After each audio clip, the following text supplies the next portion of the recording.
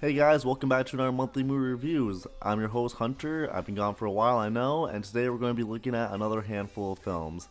I did watch a good number of movies in February, but remember, these videos and segments are going to be more of a spoiler-free review to get my quick thoughts out one after the other.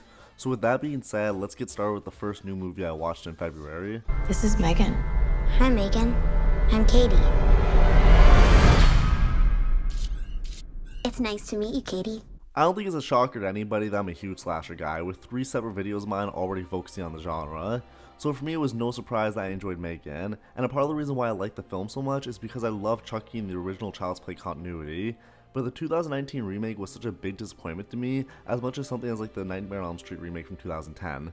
Megan was everything the remake of the Child's Play should have been, and it's not like they don't share a good amount of the same qualities. They both have dolls that are animatronic this time around, with the doll becoming connected to the child they are paired up with before it becomes so attached that it turns into an abusive relationship, as the doll takes out any person that causes an obstacle in the child's life, no matter how big or small. But the characters in Megan were so much more fleshed out, with decisions like having the main child star be a girl who's only 8 years old, giving the child more of a reason to be manipulated by the doll, as their brains are still developing at a very crucial point and can be persuaded very easily. And not only that, the girl isn't just poor and struggling for cash like Andy at the start of Child's Play, she's dealing with a lot more stress as she's now placed with her aunt after being the sole survivor of her family's car crash. With a workaholic aunt who's never had time for a relationship, let alone kids, now must deal with raising her sister's kid. So this doll comes into play not just as a random gift, but as a specific tool that the aunt uses to help her niece, since she doesn't know how to. The film explains how Megan works effectively, because the aunt herself is a toy designer who is trying to take the next step in the evolution of children's entertainment and create a toy that will grow up with them. With her boss being the other antagonist of the film, the Trent or Trey character of the cast, the character you love to hate, and I feel like this time actually works. But I will admit they make a little too many of the victims in this movie spiteful, rude, and overall characters that deserve their deaths from the small time we get to see them, which is a flaw I see in many slashers.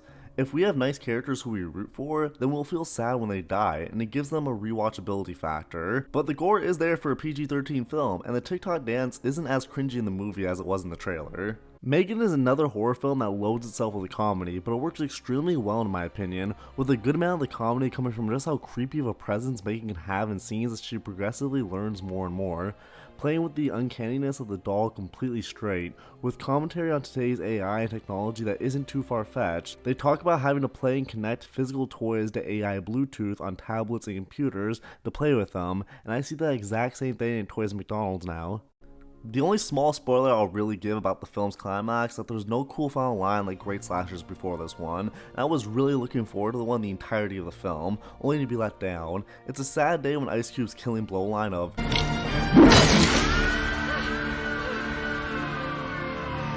bitch. and Anaconda is better than yours by default. Overall though, I thought I had a great time with this slasher, and if you're a fan of the genre or horror in general, and especially if you're disappointed by the remake of Child's Play in 2019, you should give this film a watch. And for those who enjoyed this film like I did, you'll be happy to hear that a sequel is already announced. Megan? Baby dolls kill, don't provoke cause all we will go.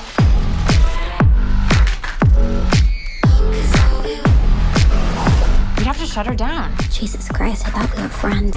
Don't provoke cause all we will. I want to start off by saying this new animated DC timeline has been my favorite one movie-wise. I think the Superman one was fun, and I love the storytelling of Batman's two-parter and Green Lantern's story dealing with themes of war and justified killings that could be utilized in superhero content, but Legion of Superheroes just felt flat to me.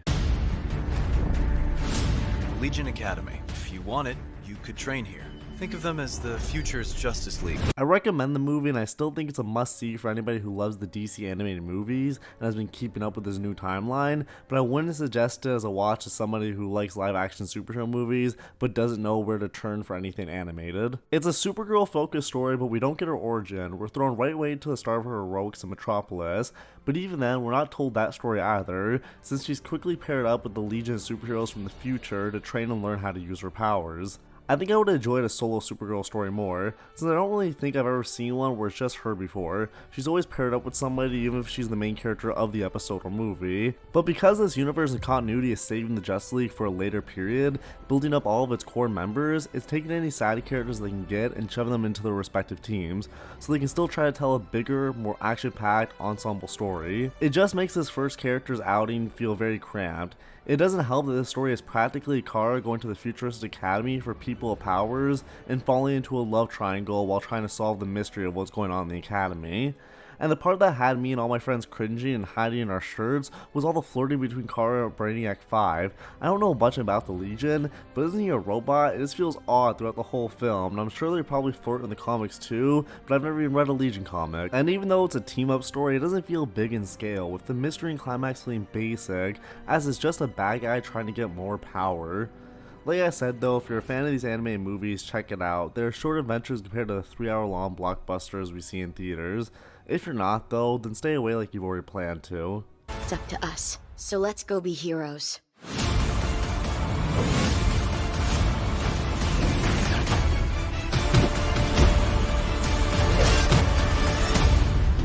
These next 3 movies are going to be like little speed rounds in the speed round video, since I watched all 3 of them back to back in 3 days. My finance buddy recommended me all these films, which we named the Housing Crisis Trilogy since you guessed it, they all deal with the housing bubble bursting in 2008. Now all 3 of these films I have similar opinions overall, since they all deal with the same real life events that happened. The difference in where my opinion starts to drift is that each one of these films deals with a different perspective from all the parties who had to play in this game. Starting with Mr. Dale, these are extraordinary times, as you very well must know. I don't understand. The majority of this floor is being let go today. Margin Call is my favorite one of this little trilogy I watched. It takes place within a 12-hour span from 6 p.m. to 6 a.m. when a risk management employee finds out about the amount of debt that this fictional company that is supposed to resemble Lehman has now accumulated after loaning the banks money so the banks could therefore loan people money to buy houses, which then people bought so many houses they stopped paying their loans back altogether. I know it doesn't sound like it is, but it's a thrill ride of a film. As you watch as this crisis starts with this one employee and rushes to the top of the company chain as the higher ups scheme to squeeze out every penny they can before it goes public that they're broke. There's great performances from famous actors and it's easy to watch for anybody who is limited on the knowledge of the housing crisis. I think seeing the crisis from the eyes of the actual crumbling company is the most unique and entertaining view of this whole housing bubble pop, because they show absolutely no remorse in any damage that they have caused. All of them know what they have done and what they're going to do is horrible, but it's profitable, so why stop now? You get to see how these people were so greedy and how with all the money in the world, they spent it so poorly that they're even living hand to mouth as it is. There's a great scene when one of the 2 risk management employees is talking to his boss and asking if he'll be fired due to the collapse of the company, and it's so unexpectedly funny how genuine the reactions are. I think this is a must watch for anybody who likes business, finance, or just thriller films. Remember this day, boys. Remember this day.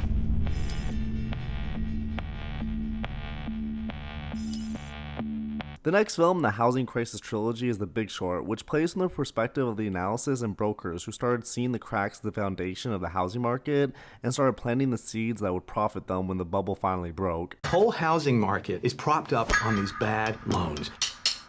They will fail. The housing market is rock solid. It's a time bomb.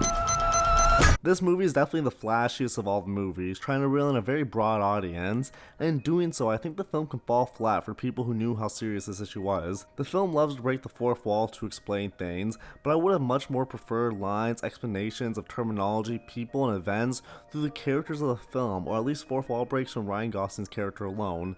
But instead they bring in famous chefs and actors like Margot Robbie in a tub so they can cut to because they think that the audience would get bored otherwise. I do think the fourth wall breaks work in the film's benefit in scenes like the conference hall where Steve Carell has his public freakout, but other than that I would prefer them to stay out of the film. That's not to say the film isn't entertaining. I personally think that Margin Call is the best written out of the 3, but The Big Short is definitely the biggest popcorn movie out of the 3, with scenes like the strip club, the dinner with the bank fund manager, and the realization that the people are abandoning their homes that will stick with you for time to come. You target strippers. With bad loans. And they're all cash rich. Not going to be able to refinance. On all my loans? What do you mean all your loans? I have 5 houses and a condo. Too Big to Fail is the film with the most serious tone and does not beat around the bush with the subject. The film deals with the government's involvement with the financial services of America during this time, as any financial provider or bank as big as Lehman failing would cause the entire United States to collapse financially. We don't do this now. We won't have an economy on Monday. What are we, crossing our fingers? I'm sorry, let me see if I understand this. Are you directing us to put Lehman into bankruptcy? Give us a moment. He's muted. What the hell was that? So the bank is faced with the dilemma of getting the other banks to pay the damage, or the government give a handout and use their money to fix it, showing the banks and America that as long as you have enough money, you can do what you want, and the government won't only convict you of what you're doing wrong, but will also dig you out of the hole you got yourself into. The problem with this film though, that it's a TV movie, so because this film is the most serious tone, it also has the most bland, with lots of people in suits just talking in rooms for a majority of the film, which is fine for the type of movie that it is, but there were moments I could feel myself losing interest. It's an HBO original as well, and while I believe HBO is one of the best entertainment producers out there right now, this film was shot with no flair or care. It feels like this movie was shot by people who worked in Wall Street, not by somebody who does it for a living. The performances like the rest are good though, but if you only had enough interest in this topic to watch one of these 3 films, this is the one I would say stay away from. It's another bailout with no legislation. The street's running around with its hair on fire, but the storm always passes. Right now, the one thing we don't have is time. You want us to simply hand over $700 billion? You don't have options. You want Too Big to Fail? Here it is. I don't have much to say about Ant-Man and the Wasp: Quantumania, because there's not much going on in the film. It's just another Marvel project that's come up flat recently. You're an interesting man, Scott Lang. You're an Avenger. You have a daughter. But you've lost a lot of time, like me. I really thought this plot was going to be better than it was. Scott Lang is the most human and normal guy in the Avengers, so when the trailer hinted at him making a deal with Kane to get more time with his daughter that he missed out on, it made complete sense. But instead we got this mess of a movie which is supposed to help showcase the main villain of the next MCU phase, and by the end of it he was defeated by little ants. The film focuses on character subplots that don't feel emotionally impactful, and I don't believe for one second that Casey could ever turn to a life of crime other than some petty teenage acts. And characters like MODOK, who fans of the Marvel Comics have been waiting to see for years, got the worst adaptation of the character. And I actually like the twist that Darren became MODOK after the events of the first Ant-Man movie. What I don't like is how they turned the character into a joke for the entire movie, with every character getting a chance to see Darren's new form and make fun of him. As well as Casey and MODOK being the weakest characters in the movie, they share the weakest scene together, where I witnessed the weakest character switch, with Casey telling Darren to stop being a dick, so he just does. The man who attacked her when she was a kid, and also being the same man that turned another man to a piece of bubblegum for disagreeing with him, changed because one person called him a dick. If that doesn't show how bad the writing in these movies have gotten, I don't know what else I can say. I love superhero movies and I thoroughly enjoyed the first Ant-Man, but the 2 sequels have been huge flops in the eyes of fans, and for that I cannot recommend this film. You thought you could win. You don't have to win. We both just have to lose. I'm sorry, Cassie.